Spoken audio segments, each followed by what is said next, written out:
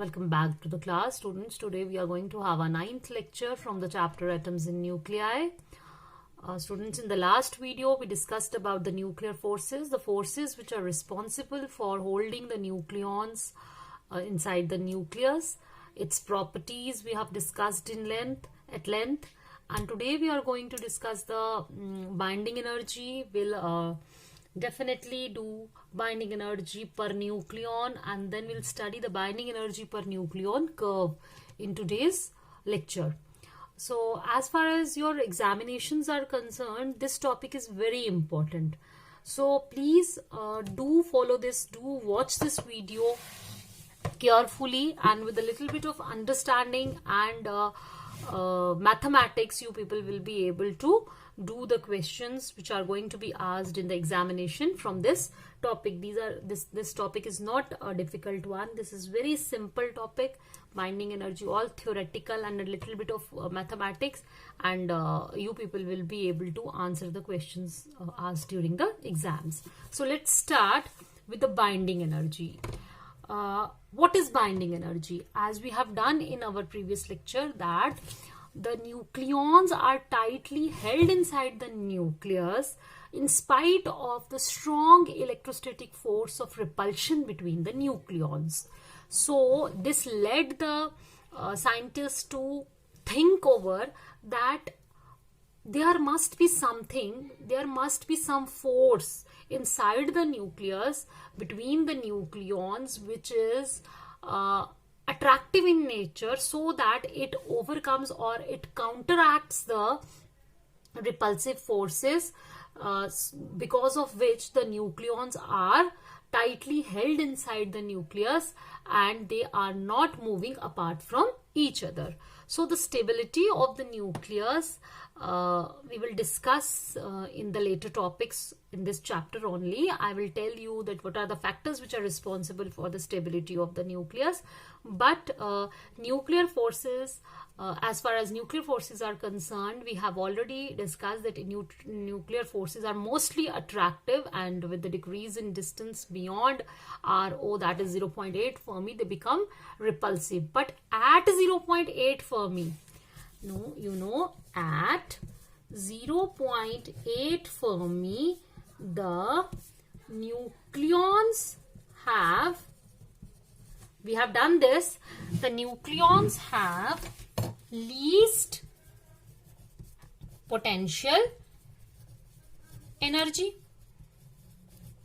So at this distance, when the system has least potential energy, the system is in equilibrium. They are stable. So at this distance, the nucleons are stable.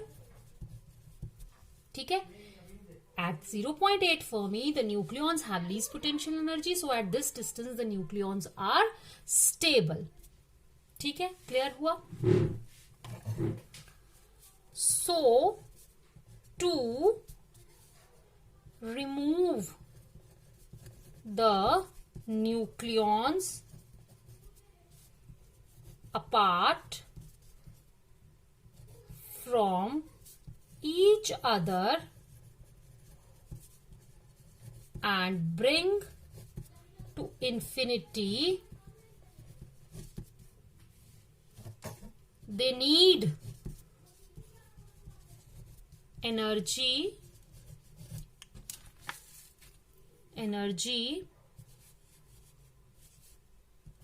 to be supplied so as to overcome the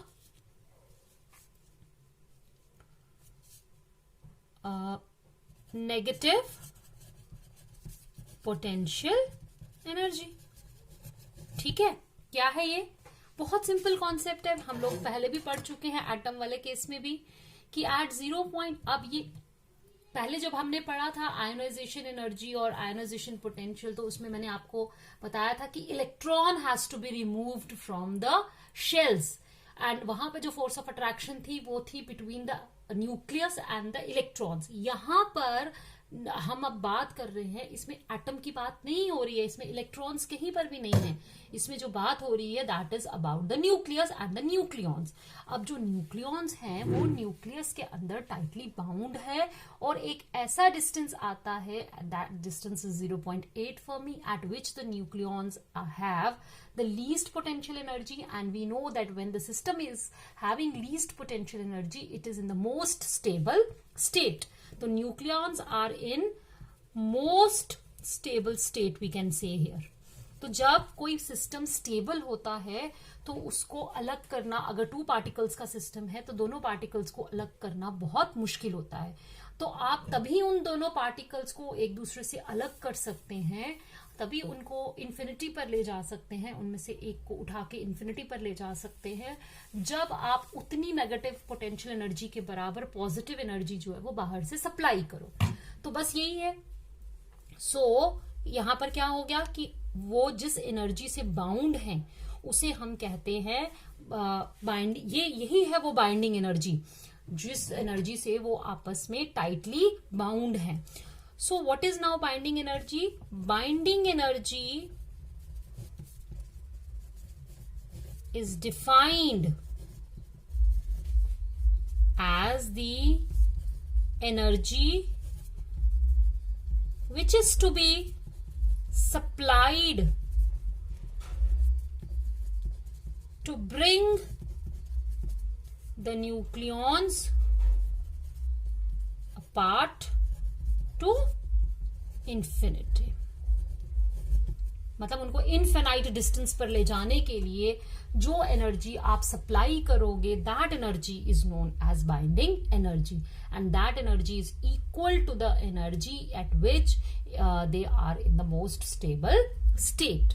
ठीक है, clear हुआ अभी तक का concept की binding energy क्या है? Binding energy वो एनर्जी है जिससे कि न्यूक्लियॉन्स टाइटली बाउंड होते हैं। ठीक है, और बाइंडिंग एनर्जी बेसिकली हम उतनी बाइंडिंग एनर्जी जब हम बाहर से, मतलब जितनी वो एनर्जी जो हम बाहर से सप्लाई करते हैं इक्वल टू दैट एनर्जी जिसमें कि वो क्या है, स्टेबिलिटी पे है, वो एनर्जी को हम बाइंडिंग एनर्जी कहते हैं।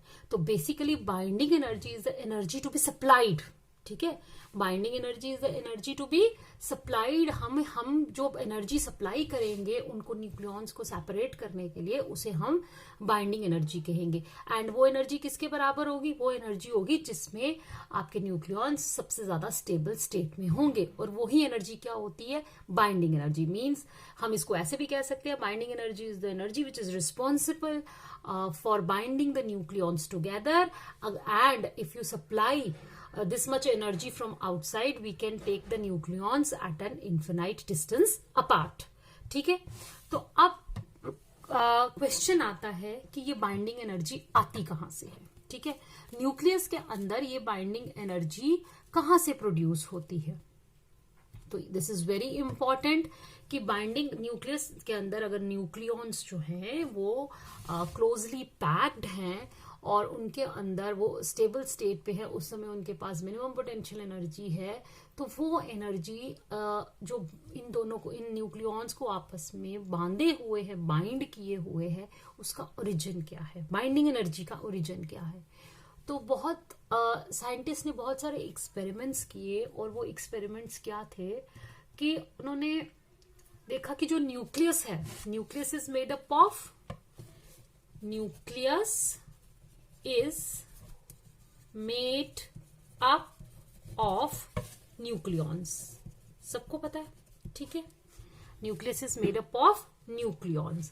तो ये मैथमेटिकली ऑब्जर्व किया गया, बहुत सारे न्यूक्लियस उन्होंने लिए, क्या ऑब्जर्व किया गया कि sum of the nucleons, sum of the nucleons is greater than the sum of the masses of the nucleons is greater than the mass of the stable nucleus।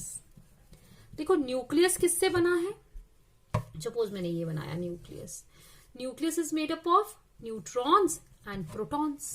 ठीक है, तो क्या ऑब्जर्व किया गया कि mass of neutron plus mass of proton is greater then mass of nucleus.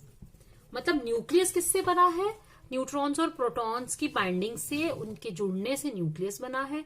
तो फिर nucleus का जो मास है वो किसके बराबर होना चाहिए? अगर उसके अंदर 10 प्रोटॉन है और 10 न्यूट्रॉन है, तो आपको पता है एक प्रोटॉन का मास एएमयू में कितना होता है, एक न्यूट्रॉन का मास एएमयू में कितना होता है। तो अगर उसके अंदर 10 प्रोटॉन है, 10 न्यूट्रॉन है, तो उनका जो मास है वो किसके बराबर होना चाहिए? चलो मैं आपको एक एग्जाम्पल लेके बताती हूँ। Suppose we take an example of helium nucleus. तो आपके पास आया 2He4, ठीक है। हीलियम के अंदर we have 2 protons and we have 2 neutrons, ठीक है। अब इसका जो प्रोटॉन्स का मास होगा, आपको पता है एक प्रोटॉन का मास होता है 0.007825 AMU, ठीक है। और न्यूट्रॉन्स का मास होता है 2 × 1.008665 AMU। जब हम इनको मल्टीप्लाई करके इनका टोटल मास निकालेंगे, that will be equal to 5.032 AMU, ठीक है। ये मैथमेटिकली ये किया गया था। Now mass of the stable helium nucleus was found out to be 4.002 AMU। तो आप देखो कि जो स्टेबल हीलियम न्यूक्लियस है उसका मास उसके कॉन्स्टिट्यूएंट पार्टिकल्स के मासेस से कम है। इसका मतलब है ड्यूरिंग द कॉम्बिनेशन, जब एक न्यूक्लियस बनता है विद इट्स कॉन्स्टिट्यूएंट पार्टिकल्स, कुछ मास जो है वो क्या हो रहा है? मास जो है वो क्या हो रहा है? गायब हो रहा है। मींस कॉन्स्टिट्यूएंट पार्टिकल्स का मास तो इतना था, लेकिन मास ऑफ द हीलियम न्यूक्लियस जो बाद में प्रोटॉन्स और न्यूट्रॉन्स के जुड़ने के बाद जो हीलियम न्यूक्लियस बना है उसका मास ये है। Then there arises a mass defect. तो इसमें क्या आया? मास डिफेक्ट आ गया। एंड मास डिफेक्ट को हम रिप्रेजेंट करते हैं डेल्टा एम से, that is equal to mass of nucleons minus mass of stable nucleus. I hope it is clear. यहां तक ये क्लियर हुआ? देखो पता चल गया आपको कि जब स्टेबल न्यूक्लियस बनता है कॉन्स्टिट्यूएंट न्यूक्लियॉन्स से, तो न्यूक्लियॉन्स के जो इंडिविजुअल मासेस को जब हम ऐड करते हैं तो उसका जो सम आता है that is more as compare to the mass of the stable nucleus. जैसे मैंने हीलियम का बताया, ऐसे ही बहुत सारे एटम्स के साथ ये एक्सपेरिमेंट किया गया था and it has been found कि सभी में ये होता है, सभी में यही ट्रेंड फॉलो होता है, ठीक है। Now the difference in the masses of nucleons and the mass of the stable nucleus is known as mass defect। यहां तक clear? Now we will study एक चीज अब हम यहां पर पढ़ेंगे and that is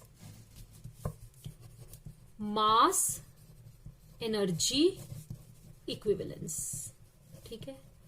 mass energy equivalence was given by Einstein and this is one of the major contributions of Einstein to the world of physics, ठीक है।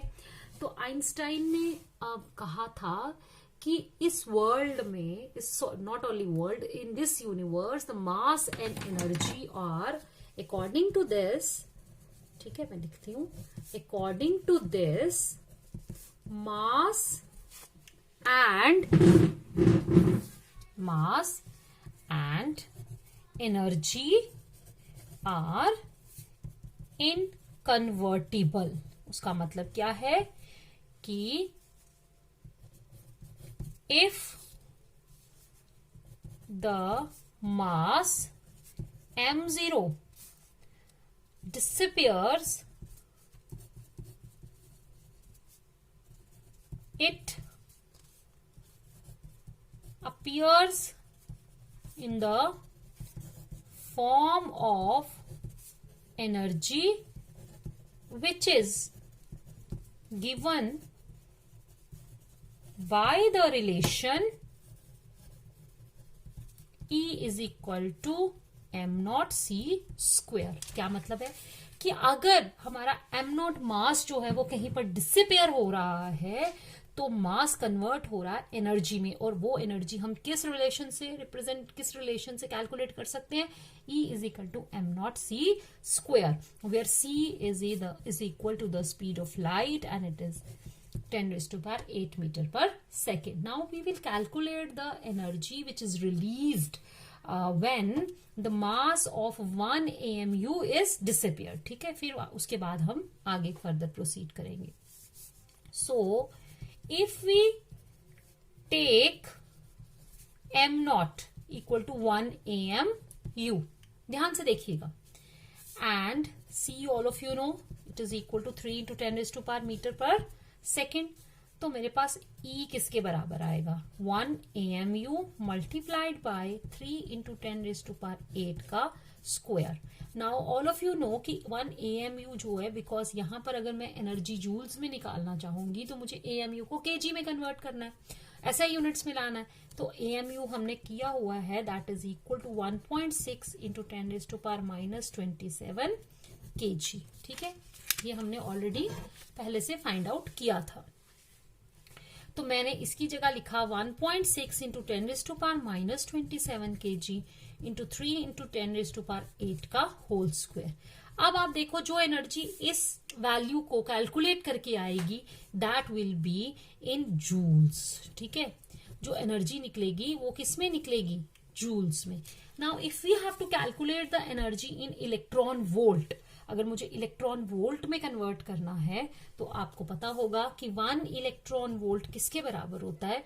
That is 1.6 into 10 raise to power -19 joules. ठीक है, तो यहां से देखो, एक joule किसके बराबर हो जाएगा? 1 electron volt upon 1.6 into 10 raise to power -19. तो ये जो एनर्जी मेरी आई ये जूल्स में है, इसको मैंने कन्वर्ट करना है इलेक्ट्रॉन वोल्ट में, तो मुझे इसको किसके साथ डिवाइड करना पड़ेगा?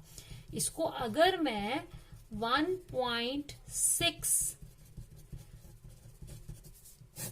इंटू 10 रेज टू पावर -19 के साथ डिवाइड करूंगी तो अब जो मेरा आंसर आएगा दैट विल बी इन, वो किस में आएगा? इलेक्ट्रॉन वोल्ट में, क्योंकि ये आंसर आया मेरा जूल्स में. जूल्स से अगर मुझे इलेक्ट्रॉन वोल्ट में कन्वर्ट करना होता है तो मुझे उसको डिवाइड करना होता है 1.6 इंटू 10 रेज टू पावर -19 से.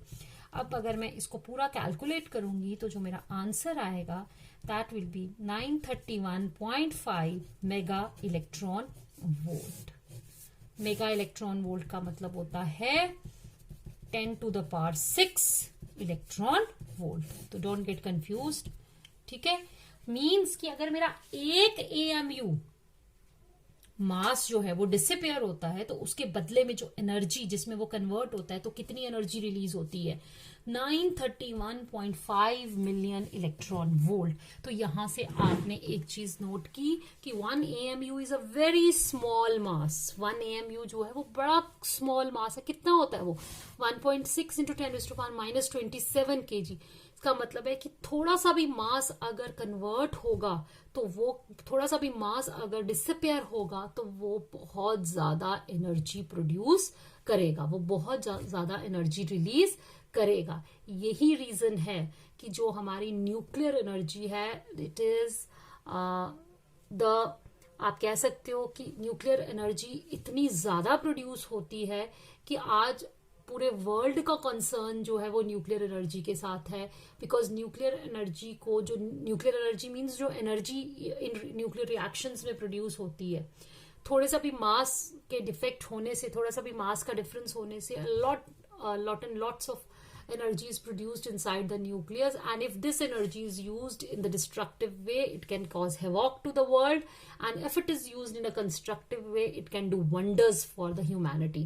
और वो आप ऑलरेडी क्लास 10th में पढ़ चुके हैं कि एटम बॉम्ब्स जो है वो वहां पर जो एनर्जी यूज होती है that is a nuclear energy in a destructive way. और न्यूक्लियर रिएक्टर जो कि हाई पोटेंशियल सोर्स है हमारे इलेक्ट्रिकल एनर्जी का, that is the use of the nuclear energy in the constructive way. So but we are not concern with that here.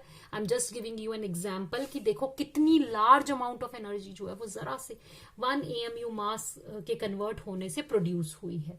सो अब हम back to the topic आते हैं, ये वाला इस रिलेशन को फॉलो करके, कि आपने देखा कि न्यूक्लियस के अंदर न्यूक्लियॉन्स जब टाइटली बाउंड होते हैं तो मास डिफेक्ट हो जाता है, मास मतलब डिक्रीज हो जाता है न्यूक्लियस का as compare to the mass of the nucleons. तो वो जो मास डिसअपियर हो रहा है वो ही कन्वर्ट हो रहा है किसमें, एनर्जी में, and that energy is responsible for the binding of the nucleons together. और अगर हम उतनी एनर्जी जो है वो क्या करेंगे, प्रोवाइड करेंगे, तो वो न्यूक्लियॉन्स जो है वो सेपरेट हो जाएंगे। और अगर आप किसी तरीके से किसी ट्रिगर कोई ऐसा कुछ करके उन न्यूक्लियॉन्स को सेपरेट कर सकते हैं, न्यूक्लियस को डिसइंटीग्रेट करते हैं, तो भी this amount of energy is produced. मतलब जैसे कि हमारे जो सन का सोर्स है वो भी न्यूक्लियर एनर्जी है, सन के अंदर भी जो इतनी एनर्जी है उसका भी सोर्स जो है वो न्यूक्लियर एनर्जी है, क्योंकि जब न्यूक्लियस स्टेबल है तो वो ब्रेक नहीं हो सकता। जैसे ही वो अनस्टेबल हो जाता है, अनस्टेबल होने का मतलब है वो डिसइंटीग्रेट हो जाता है, न्यूक्लियस टूट जाता है, और जब न्यूक्लियस टूटता है तो it liberates a large amount of energy, and that energy is basically the binding energy. तो आप देखो कि यहां पर हमारी अब जो बाइंडिंग एनर्जी आई, हमारी binding energy in case of nucleus of having mass defect delta m is given by delta m into c square। ठीक है, तो हमने इसको करने के लिए हम बाइंडिंग एनर्जी अगर हमें कैलकुलेट करनी हो किसी भी गिवन न्यूक्लियस में कि उसमें ऐसा होता है, कितनी बाइंडिंग एनर्जी वहां पर होगी, कितनी बाइंडिंग एनर्जी वहां पे रिलीज होगी, उसके लिए हम क्या करते हैं, यूनिटरी मेथड फॉलो करते हैं कि हम वहां पर डेल्टा एम निकाल लेते हैं। ठीक है, इस फॉर्मूले से अगर आप इस फॉर्मूले में अगर आप डेल्टा एम और सी स्क्वायर की वैल्यू सब्सटीट्यूट करके निकालोगे तो बाइंडिंग एनर्जी जो निकलेगी वो आपकी निकलेगी जूल्स में। ठीक है, तो हम इसके लिए क्या मेथड फॉलो करते हैं, for 1 AMU the binding energy is 931.5 into 10⁶ electron volt. तो जितना आपका डेल्टा एम आएगा, ठीक है, तो बाइंडिंग एनर्जी आपकी आ जाएगी 935.1.5 इंटू 10⁶, और इसको आप ऐसे लिखोगे मिलियन इलेक्ट्रॉन वोल्ट इंटू, लेकिन डेल्टा एम जो आप लोगे वो डेल्टा एम किस में होना चाहिए, it should be in AMU। ठीक है, क्योंकि यहां पर अगर आपने डेल्टा एम अगर आप केजी में लेकर चलोगे और सी स्क्वायर के साथ पुट करोगे तो आपकी बाइंडिंग एनर्जी निकलेगी किसके अंदर, जूल्स में। और अगर आपने 1 AMU को लिया, फिर आपको दोबारा से उसको कन्वर्ट करना पड़ेगा। 1 AMU को पहले 1 kg को आप पहले 1 AMU में कन्वर्ट करेंगे और फिर हम इसमें सब्स्टिट्यूट करेंगे। तो वो करने की जरूरत नहीं होती, न्यूमेरिकल पर्पसेस के लिए हम यूनिटरी मेथड करते हैं कि 1 AMU corresponds to this much of binding energy, तो डेल्टा एम जो AMU में निकलेगी that will correspond to this much of binding energy. ठीक है, यहां से समझ आ गया। तो एक चीज हमने यहां से ये देखी, अभी तक हमारे समझ में जो आया है वो ये है कि जितनी ज्यादा बाइंडिंग एनर्जी होगी उतना ही ज्यादा न्यूक्लियस स्टेबल होगा, क्योंकि जितनी बाइंडिंग एनर्जी न्यूक्लियॉन्स के बीच में है उतनी ही एनर्जी अगर हम सप्लाई करेंगे तभी हम न्यूक्लियॉन्स को क्या कर सकते हैं, सेपरेट आउट कर सकते हैं। इसका मतलब है कि अभी तक हम ये कह सकते हैं कि स्टेबिलिटी जो है वो किस पे डिपेंड करती है, वो डिपेंड करती है बाइंडिंग एनर्जी पर। ठीक है, अभी तक। अभी हम आगे एक चीज पढ़ेंगे बाइंडिंग एनर्जी पर न्यूक्लियॉन, जिससे हमें पता चलेगा कि स्टेबिलिटी जो है वो बाइंडिंग एनर्जी पर डिपेंड नहीं करती, वो किस पे डिपेंड करती है, बाइंडिंग एनर्जी पर न्यूक्लियॉन पे डिपेंड करती है। वो भी मैं आपको एक एग्जांपल लेके बताऊंगी। आई होप यहां तक ये क्लियर हो गया। नाउ वी विल डिस्कस कि what is binding energy per nucleon. अब जैसे जैसे न्यूक्लियस हैवी होता जाता है वैसे वैसे क्या हुआ कि बाइंडिंग एनर्जी से पता नहीं चलता था कि ये न्यूक्लियस स्टेबल है या इसके न्यूक्लियॉन्स जो हैं वो स्टेबल हैं या नहीं है, मतलब इसको कितनी एनर्जी चाहिए टू सेपरेट आउट करने के लिए। तो हम क्या करते हैं, हम एक नया कॉन्सेप्ट इसमें लाते हैं। वो क्या है कि बाइंडिंग एनर्जी पर न्यूक्लियॉन। हम देखते हैं कि जिस न्यूक्लियस में एक न्यूक्लियॉन को सेपरेट करने के लिए, एक न्यूक्लियॉन को वहां से हटाने के लिए जिस न्यूक्लियस में ज्यादा एनर्जी की जरूरत पड़ती है वो ज्यादा स्टेबल है। मीन्स कि जैसे जैसे नंबर ऑफ न्यूक्लियॉन्स बढ़ते जाते हैं, ठीक है, न्यूक्लियॉन्स के बढ़ने से हमारी बाइंडिंग एनर्जी जो है वो बढ़ रही है या कम हो रही है, उसका अंदाजा नहीं लगता था। फॉर एग्जाम्पल देखो, हमारे पास हमने क्या किया, दो न्यूक्लियस हम ले लेते हैं। For example we take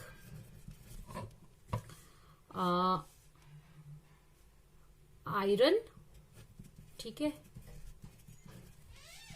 nucleus and bismuth 83-209 nucleus, ठीक है, हमने दो न्यूक्लियस ले लिए हैं।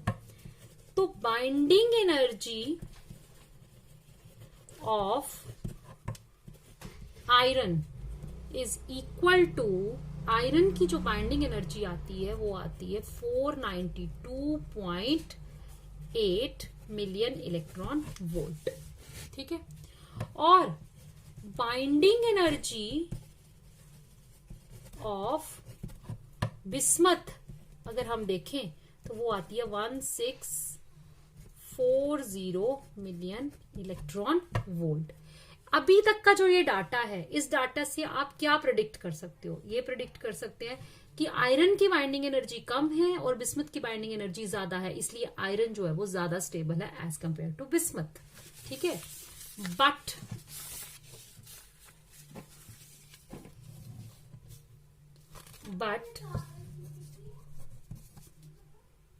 Binding energy per nucleon. What is binding energy per nucleon? That is equal to binding energy divided by mass number, ठीक है। मास नंबर क्या होता है? टोटल नंबर ऑफ न्यूक्लियॉन्स, ठीक है। But binding energy per nucleon is equal to binding energy per upon mass number. But की जगह लिखो and. So binding energy per nucleon for iron, ठीक है, 2656 will be equal to 492.8 upon 56 million electron volt। तो जब आप इसको calculate करोगे it will be 8.8 million electron volt and binding energy per nucleon for bismuth 83-209 is equal to 1640 upon 209, इसमें nucleons कितने हैं? That is equal to 7.8 million electron volt। अब data क्या कहता है? वो कहता है binding energy per nucleon for किसके लिए? Iron, and binding energy per nucleon किसके लिए? For bismuth. Now it is clear that to remove a single electron from bismuth, less amount of energy is required as compared to remove a single electron from iron. So hence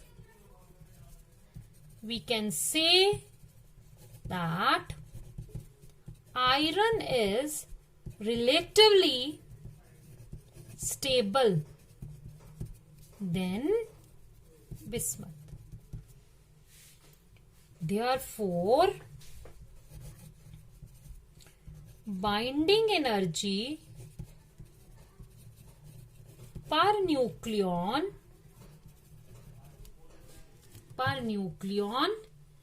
can assess the relative stability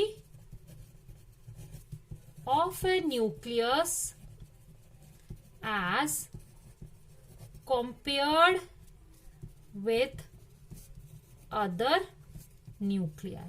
ठीक है, तो ये हमें एक ऐसा parameter देता है कि binding energy per nucleon is the most reliable parameter, जिससे कि हम ये प्रिडिक्ट कर सकते हैं कि कौन सा न्यूक्लियस स्टेबल होगा और कौन सा न्यूक्लियस अनस्टेबल होगा. कंपैरेटिव मतलब एक कंपैरिजन देता है दो न्यूक्लियस के बीच में स्टेबिलिटी को मेजर करने का. मींस कि अगर आपके पास दो न्यूक्लियस हैं तो आपने दिखाना है कि उनमें से कौन सा ज्यादा स्टेबल है. तो आप क्या करेंगे, आप उनकी binding energy per nucleon calculate करेंगे.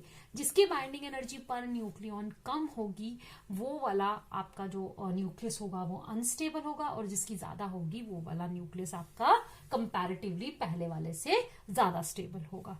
तो आई होप आपको बाइंडिंग एनर्जी पर न्यूक्लियन का कॉन्सेप्ट भी समझ में आ गया कि कैसे ये बाइंडिंग एनर्जी पर न्यूक्लियन एक पैरामीटर है, एक हमें असेसमेंट करने के लिए for the relative comparison of the this stability of two nuclei.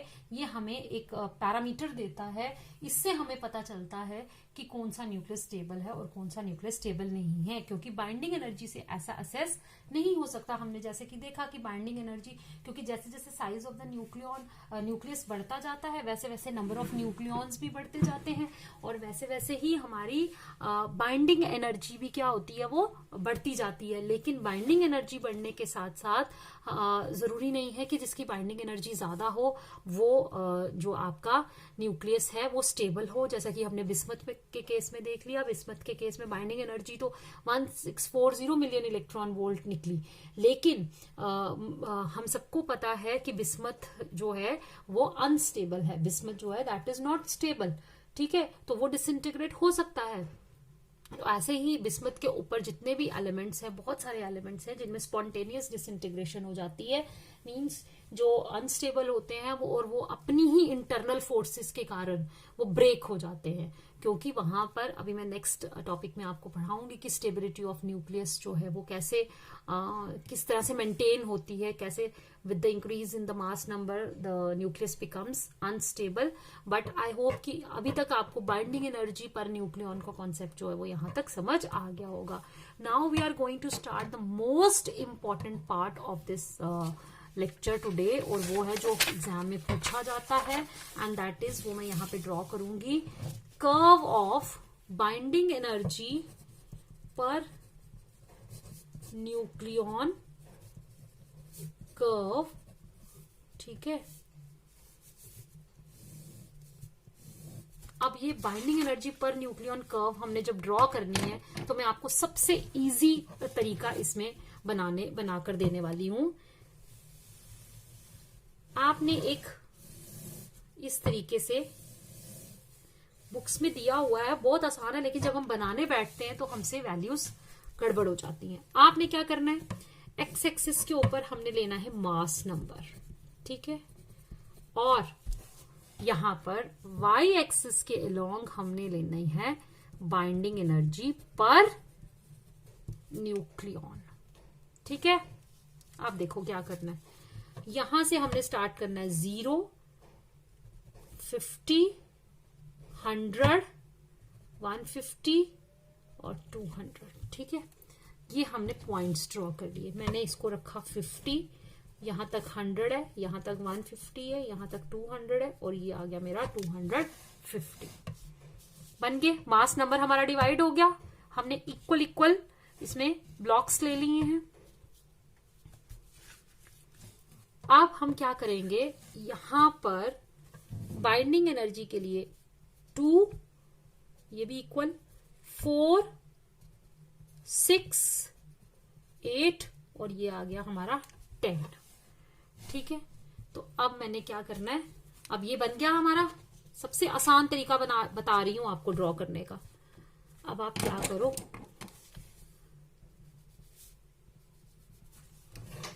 यहां पर आप लाइंस ड्रॉ कर लो। लाइंस ड्रॉ करके ये ग्राफ बड़ा आसानी से बन जाता है।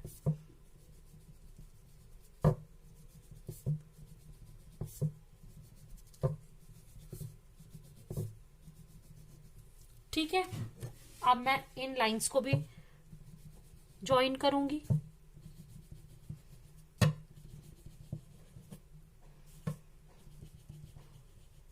ठीक, ज्वाइन हो गया। अब हम स्टार्ट करते हैं ग्राफ। आप देखो ये ग्राफ कहां से स्टार्ट होता है। फॉर वेरी स्मॉल न्यूक्लियस या वेरी स्मॉल न्यूक्लियाई जिनका मास नंबर जो है 1 2 3 यहां तक होता है, उनकी बाइंडिंग एनर्जी बहुत कम होती है। ठीक है, ये ग्राफ ऐसे जाता है,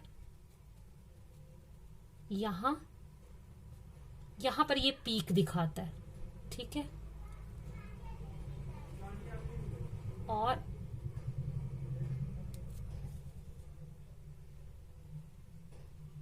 ये 8 तक। ठीक है, ये पीक्स दिखा रहा है।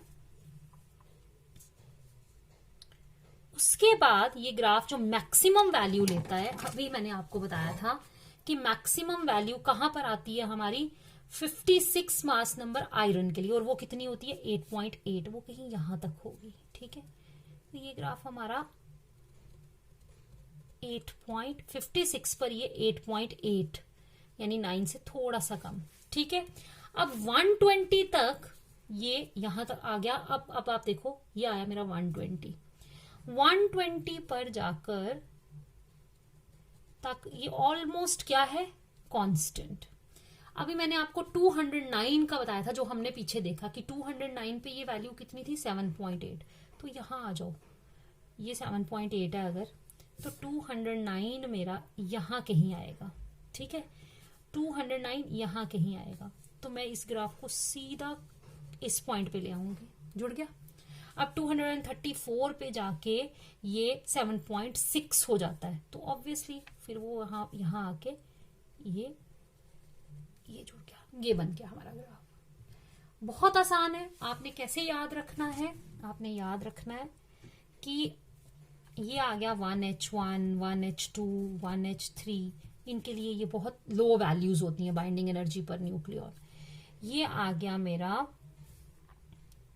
2He4 C612 8O16, मतलब यहां पर ये पीक्स शो करता है।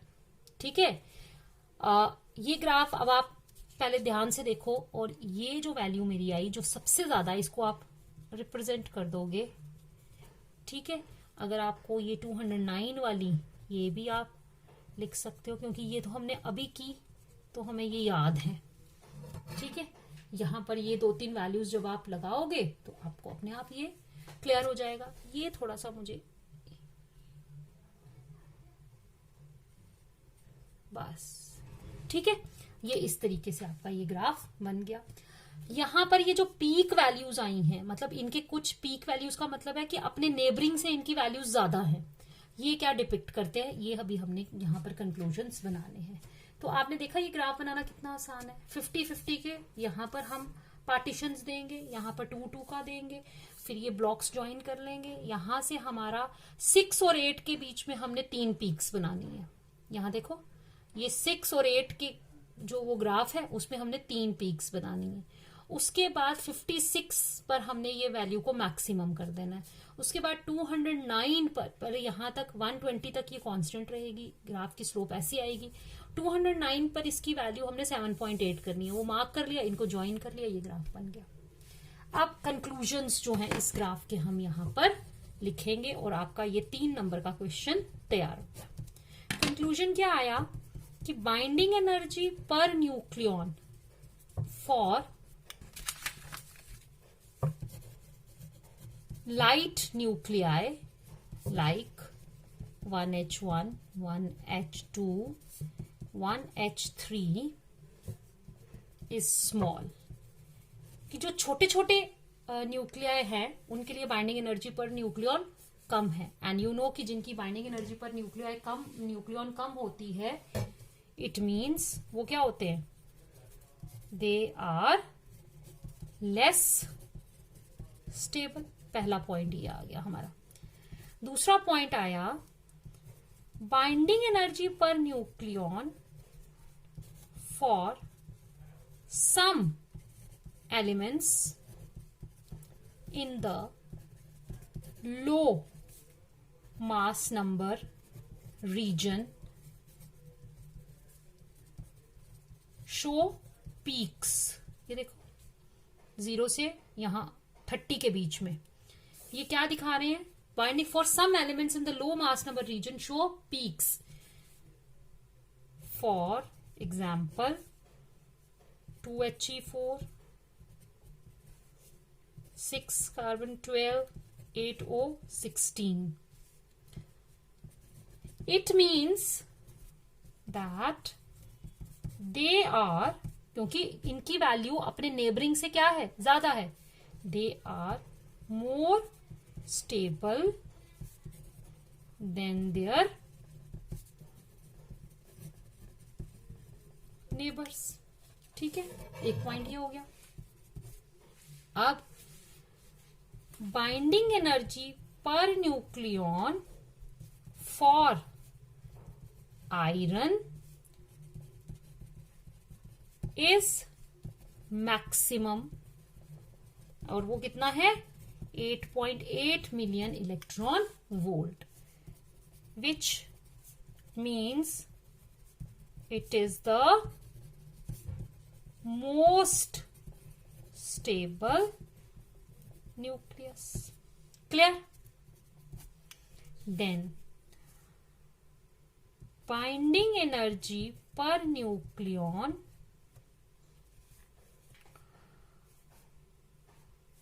decreases beyond आयरन, मतलब आयरन, यहां हम ऐसे लिखते हैं iron, and remains almost constant up to 120। ठीक है, this shows that elements having mass number in the region 50 to 120 are stable. ठीक है,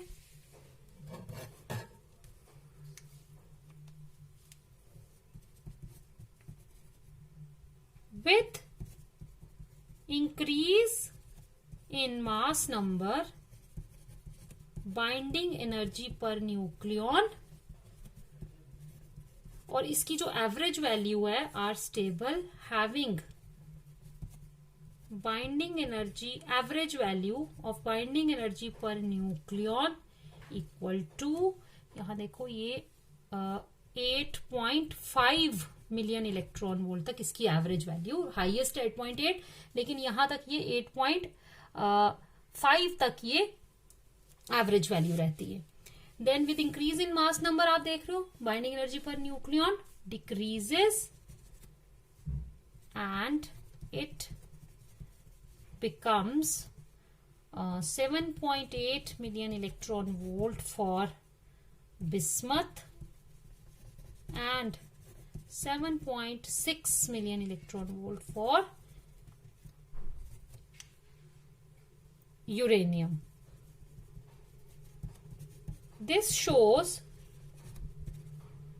elements having high mass number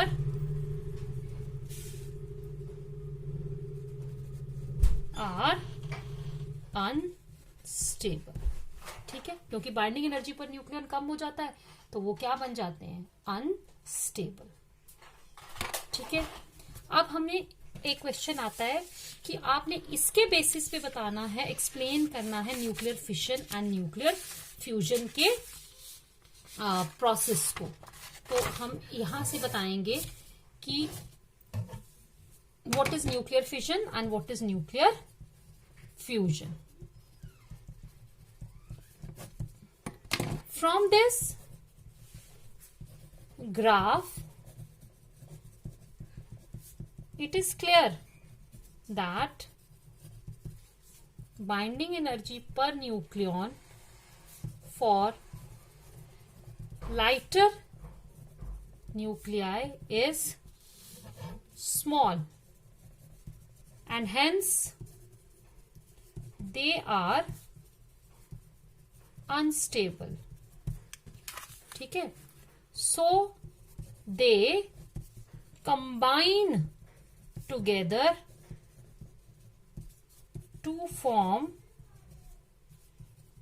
nucleus with medium atomic मास या मास नंबर. ठीक है, आपने देखा ना, मीडियम वाले जो हैं वो सबसे ज्यादा स्टेबल है, लाइट वाले जो हैं वो भी अनस्टेबल है, और हाई वाले जो हैं वो भी अनस्टेबल है. Similarly, oh sorry, this is fusion. Nuclear fission, fission fusion होता है combination, and fission means breaking. So it is clear from the graph that elements with high mass number are also unstable, so they break into smaller nuclei with atomic masses in the medium range. ठीक है, medium range वाले atomic masses में वो break होकर stability gain करते हैं. यहां हम लिखेंगे टू गेन स्टेबिलिटी, और यहां भी लिखेंगे टू गेन, कि स्टेबल होने के लिए जो छोटे वाले हैं, क्योंकि छोटे भी अनस्टेबल है, छोटे वाले जो हैं वो फ्यूज करेंगे, वो कंबाइन करेंगे और मीडियम रेंज के एलिमेंट्स बनाएंगे, क्योंकि वो क्या है, वो स्टेबल है. और जो हैवियर वाले हैं वो भी अनस्टेबल है, उनकी बाइंडिंग एनर्जी पर न्यूक्लियॉन भी कम है, इसीलिए वो टूटेंगे, वो ब्रेक करेंगे, और मीडियम रेंज वाले दो जो न्यूक्लियस हैं वो बनाएंगे to gain stability. This was all in today's lecture. In next lecture, we'll discuss about nuclear stability and radioactivity. Till then, goodbye. Stay home. Stay safe.